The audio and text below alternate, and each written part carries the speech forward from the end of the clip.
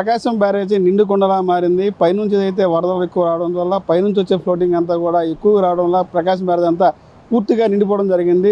జలకొండలా అయితే మారింది. ప్రస్తుతం మనం ఇక్కడ ప్రకాశం బ్యారేజ్ దగ్గర ఉన్నాం. మనం విజువల్ చూసుకోవచ్చు. దాదాపు 74 గేట్లలో 70 గేట్లు అయితే ఎత్తేయడం అయితే జరిగింది. గత 2 రోజుల నుంచి కూడా పైనుంచి వరద ప్రభావం ఎక్కువ కావడంతో ఈ పులిచింతల ప్రాజెక్టు మీదుగా కృష్ణా బ్యారేజ్లోకి రావడం అయితే జరిగింది. కృష్ణా బ్యారేజ్ అంతా కూడా పూర్తిగా ప్రకాశం బ్యారేజీ ఎక్కువగా వాటర్ ఉండటం వల్ల ఈ సముద్రంలోకి దాదాపు 2 లక్షల క్యూసెక్కుల వాటర్ని అయితే కిందకు వదలడం అయితే జరుగుతుంది. దాదాపు ఏదైతే ఈ ప్రకాశం బ్యారేజ్ నుంచి చూసుకుంటే ఇప్పటికీ 2,75,000 క్యూసెక్కుల వాటర్ అయితే కిందకు విడుదల చేయడం జరుగుతుంది. కృష్ణా మెయిల్ తూర్పు కెనాల్కి 1,240,000 క్యూసెక్కుల వాటరు, పశ్చిమ కెనాల్కు 6,830 క్యూసెక్కుల వాటర్ని అయితే కిందకు విడుదల చేయడం జరుగుతుంది. దాంతోపాటుగా గుంటూరు ఛానల్కి వచ్చి 200 క్యూసెక్కుల వాటర్ని కూడా విడుదల చేయడం జరుగుతుంది. కాలువలు మొత్తం 17,271 క్యూసెక్కుల వాటర్ని విడుదల చేయడం జరుగుతుంది. మొత్తం చూస్తే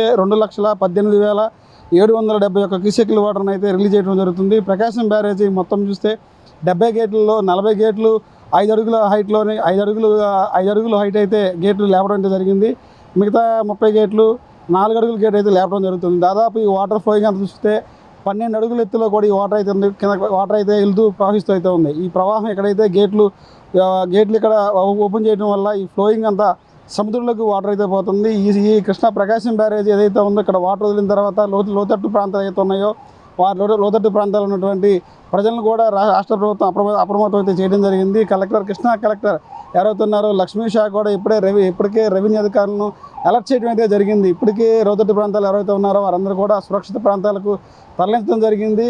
ఈ లోతట్టు ప్రాంతాల్లోనే ఈ యొక్క పామారు ఏదైతే ఈ నదీ ఈ యొక్క కృష్ణా పరివాహ ప్రాంతంలో ఉన్నటువంటి ప్రాంతాల్లో ఉన్నటువంటి చిన్న గ్రామాలు ఏవైతే ఉన్నాయో లోతట్టు ప్రాంతాల మొత్తాన్ని కూడా సురక్షిత ప్రాంతాలు తరలించారు.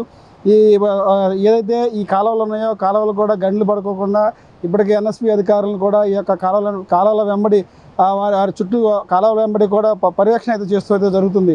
మరికొద్ది 2-3 రోజుల్లో పైనుంచి ఇంకా వాటర్ ఫ్లో పెరుగుతుందనే సమాచారం రావడంతో ఇప్పటికే అధికారులు అయితే కలెక్టర్ అలర్ట్ చేయడం అయితే జరిగింది. రాబోయే రోజులు ఈ రకంగా ఫ్లో అవుతూ ఉంటే పంటలకు కానీ ప్రజలకు కానీ ఎవరికి ఇబ్బంది కలగకుండా చూడాలనేదే ఈ గవర్నమెంట్ యొక్క సూచిస్తుందని చెప్పి కూడా ఇప్పటికే జాయింట్ కలెక్టర్ ఇద్దరు కూడా రెవెన్యూ అధికారులతో కలిపి ఎప్పటికప్పుడు సమీక్ష అయితే చేస్తున్నారు. పైనుంచి వాటర్ ఎంత వస్తుంది, ఆ వాటర్ వచ్చేదాన్ని బట్టి ఎన్ని గేట్లు ఇంకా లేపాల్సి వస్తుంది, ఫ్లోటింగ్ని వచ్చే వాటర్ ఫ్లోని కిందకి సముద్రంలోకి వదిలేస్తే ఈ వాటర్ అంతా కూడా ప్రకాశం బ్యారేజీ ఇబ్బంది లేకుండా చూస్తున్నారు.